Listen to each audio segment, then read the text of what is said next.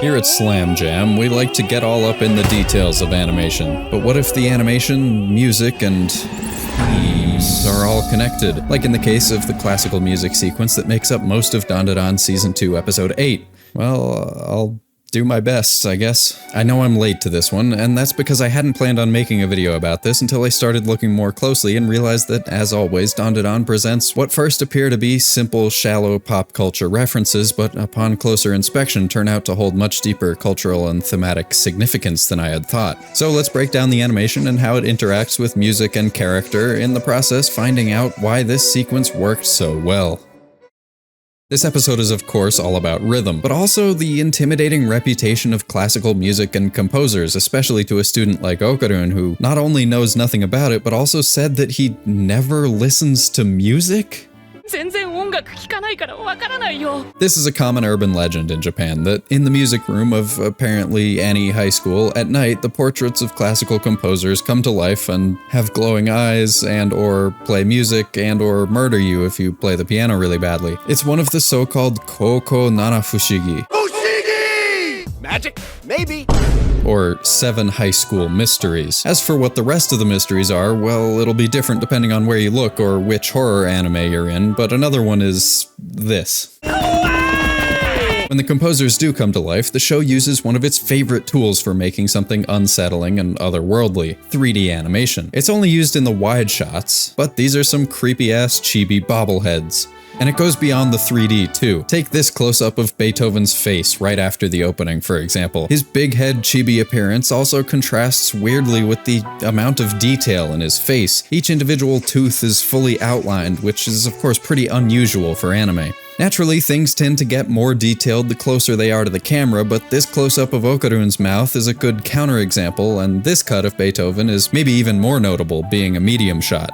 A lot of that detail is also concentrated in the nose and folds around the eyes, which make them look decidedly un-anime and emphasizes their Western/European features, in contrast to the main characters, when their faces aren't covered up with demon masks. This also goes for the giant singers that show up about halfway through, and this shot, with its low-angle camera and underlighting as they emerge from the ground, really accentuates the depth of their eye sockets and heavier set features in general. These details, of course, combined with the fact that the majority of the episode is in black and white, give an impression of intimidation by a pantheon of composers from a different time and another part of the world, making a type of music that Okarun has no understanding of. P.S. I hate looking at this guy's lips from inside his mouth as it opens up and gets revealed behind the teeth. Ugh. At this point, you may be thinking that I'm reading too far into this stuff. First of all, that's literally my job, mind your own damn business, but second, I honestly thought the same thing, until I had a conversation that convinced me to actually make this video. One of my most recent supporters on Patreon, pianist and composer Maciu Stepek, who's working on a PhD project examining the use of classical music in anime, had reached out to me to get my thoughts on this episode. To my surprise, our observations converged from both sides on this theme of East versus West and cultural convergence, clash, or exchange. First, as he pointed out to me, when Beethoven cues up Symphony No. 6, Pastoral, Ira exclaims that they've been teleported to a rice paddy. But as this added line in the anime points out, it's not a rice paddy. Presumably, it's whatever type of German farmland would have inspired Beethoven to write the symphony in the first place. When Okarun asks what those things were at the end of the episode, Turbo Granny refers to them as shinentai, or thought forms, or tulpa. In pop culture, a tulpa is a manifestation of thoughts of a person or group of people that become so powerful as to materialize into the physical world. It's a living, breathing creature willed into existence by someone who possesses that ability. In the case of this urban legend, the thoughts and fears of countless students have accumulated and brought the composer's portraits to life. For a few other examples of the concept in pop culture, we could turn to the television program Supernatural. Hey, Dean, where are your clothes? I burned them. Right. Wrong show. I need to get better at sourcing these clips.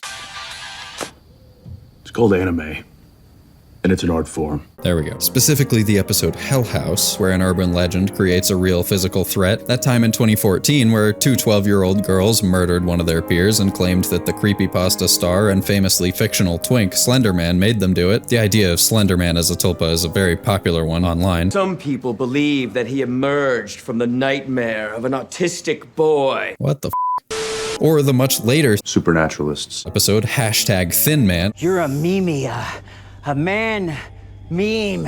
in which it turns out that Thin Man is actually not a tulpa, but just a guy who really likes murdering. You're a man, a mean man.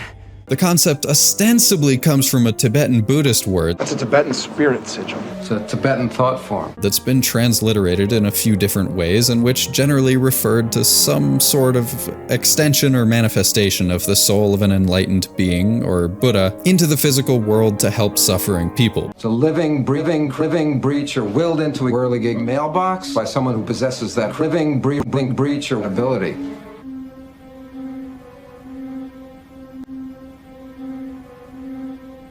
But after being filtered through Theosophy, an American religious movement started in the 19th century that's basically all about taking various elements of Eastern religious traditions, reappropriating them and smashing them together into a hodgepodge of hidden mystical truths, and which bears a direct connection to New Age Orientalism. An ability I think you picked up on your mailbox, buying excursions to the Far East. The word was sort of grafted onto the concept of thought forms Tibetan thought Form. and became synonymous, then got picked up by online communities as either a fancier version of an imaginary friend or an unintentional manifestation of the common thoughts and feelings of large groups of people. Concentrating meditative thoughts like a magnifying glass.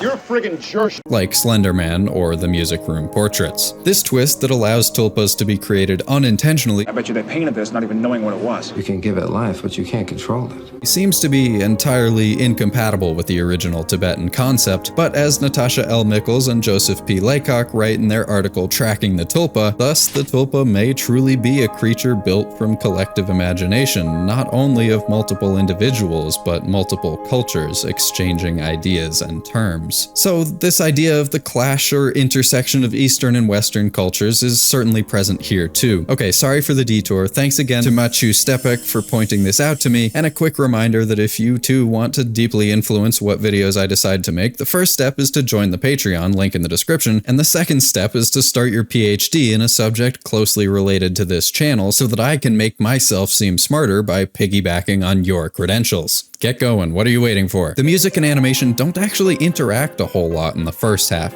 Okarun/Turbo Granny's chaotic energy doesn't mesh well with the classical music, though Ida/Acrosilky's acrobatics do have some overlap, so she fares much better at dodging their attacks. In this cut, the music is a little hard to hear, but her jumps do seem to at least be close to on beat with it. The run cycles of both Okarun and Ida here are animated fully on ones, which make them look just really fast. The duo continue to struggle until Okarun remembers the metal band from a few episodes ago, which matches his style much better, and his movements are in sync with the music for the first time in this cut, which is around the midpoint of the battle. The soles of his feet almost slap the simulated camera with each quarter note in the song.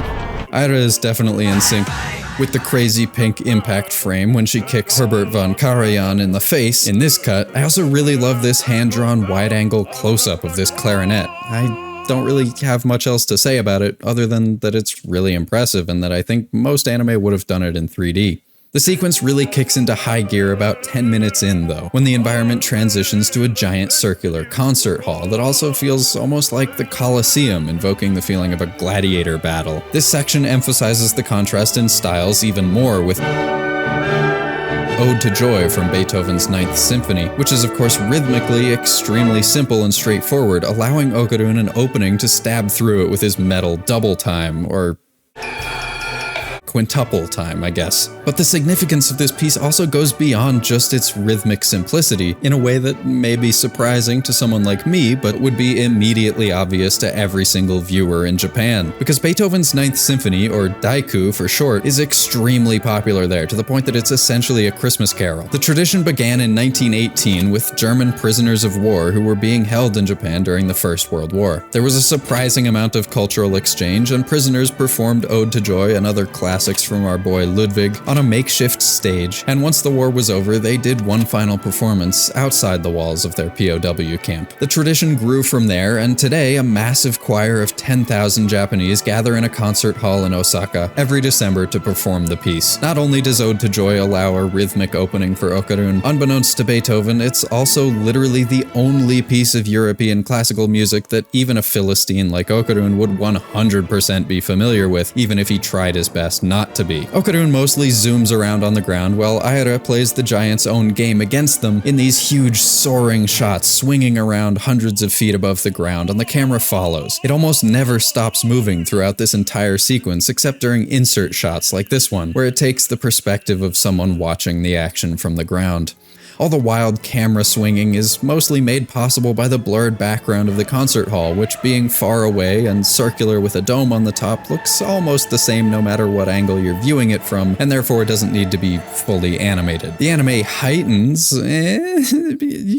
this section from the manga, which mostly shows it in simpler wide shots. The anime version really reminds me of Attack on Titan, which had many similar high-flying action scenes with similar giants with similarly emphasized European features, at times to an almost anti-Semitic degree, but that's, I'm getting sidetracked. The lip syncing for the singers here is another detail that strays from the general anime conventions. It's also way more detailed than it tends to be in anime. Genta Ishimori takes over for the finale here with the most recognizable visual style in the show. The wobbly, expressive line work, exaggerated angular shapes, and extreme foreshortening that always meshes well with Turbo Granny's batshit energy. Okarun spends an entire 40 seconds sprinting across the hall, and we build energy toward the ultimate moment. Ode to Joy gradually increases in tempo, as do the cuts, until we reach the final crescendo, and this big smash at the end is the first time that anything Okarun has done has really been on beat with the classical music itself. With the final clash, the cultural exchange is complete, and Okarun is no longer out of his element when it comes to rhythm and music. Thanks for watching, even though this one wasn't timely by any stretch of the imagination, and a big thanks to my supporters on Patreon, even the ones who haven't yet sent me scholarly articles and made me feel like a fancy pants by lending their scholarly prestige to my silly little YouTube channel. Smackintosh, Scorpiante, Katie L, Serial Isle, Leia Pico, Newtaf, Patrick Davison, Arborix, June, Dr. Yola McSwag, Grab G, Joe, Fugunlugget, Annie, Sammy Z, Nozami Corgi, Machu Stepek, Juicebox, Bloodsbane, and Orwing, as well as all the other names you're seeing on the screen right now.